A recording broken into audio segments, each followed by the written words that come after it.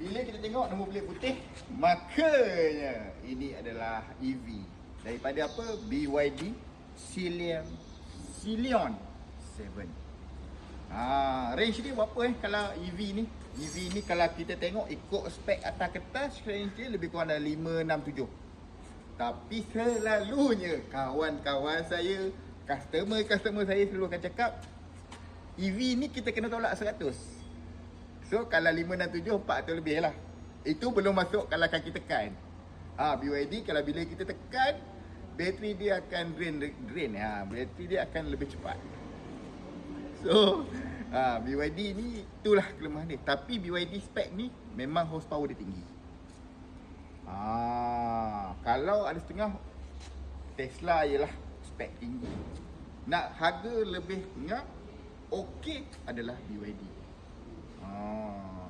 Cuma kelemahan dia itulah biasalah. Range dia lah. Maksudnya dia tulis 567 km. Tapi atas kertas. Kalau bukan atas kertas mungkin 400 lebih. Saya hilap 390. Tengoklah. Kalau owner yang bukan kaki tekan, mungkin jalan pun bukan naik bukit turun bukit, mungkin dia akan lebih jimat lah. Okay, apa yang dia buat dekat sini? Macam biasa tuan ni dulu dia dah pernah buat dengan kita. Dia pakai CRV 4 tahun lepas dia dah buat dengan kita. So dia dah tukar CRV. Dia pakai pula BYD Scion. Apa dia buat?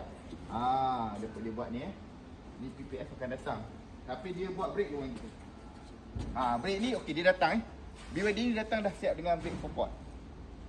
Cuma kita cat balik sebab tuan ni kata dia nak bagi nampak handsome. Lepas tu belakang kita ada buat. Belakang nanti boleh tengoklah video yang saya akan pin tu. Saya buat belakang sekali. Lepas tu biasalah datang kat Adasham Garage buat sentuhan lah sikit-sikit bagi nampak garang kan. Customer yang datang kat Adasham Garage ni orang muda. So dia nak bagi nampak kita dia handsome. Mungkin macam sport rim kan. Sport rim chrome, dia nak bagi nampak hitam. Nak hitamkan sikit. Kita boleh wrap kat ni, dia minta wrap. So brake system. Lepas tu buat PPS. Mungkin nak tambah sedikit body kit. Mungkin nak masuk ultra racing bar ke, ataupun tengoklah nak bagi handling dia sedap sikit. Shock kan. Okay. So macam biasalah kita BYD Scion biasa weh. Saya memang tertarik gila tengok kereta ni. Dalam dia apa? Memang